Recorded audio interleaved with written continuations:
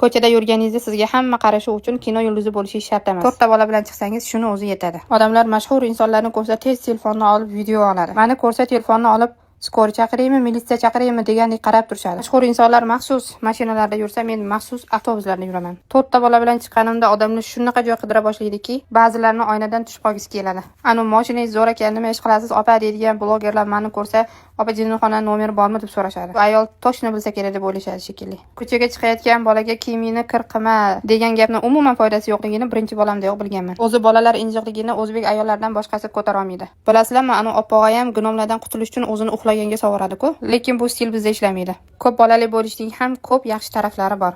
Yilda 2 marta hayit bayramida katta gonorar olishingiz mumkin. Qimmat ko'ylaklar sotib olishga majbur emassiz, chunki bu sostav bilan sizni hech kim mehmonga chaqirmaydi. Statistika ma'lumotlariga ko'ra, taniqli insonlarda o'rtacha 2 ta tan soqchisi bo'ladi.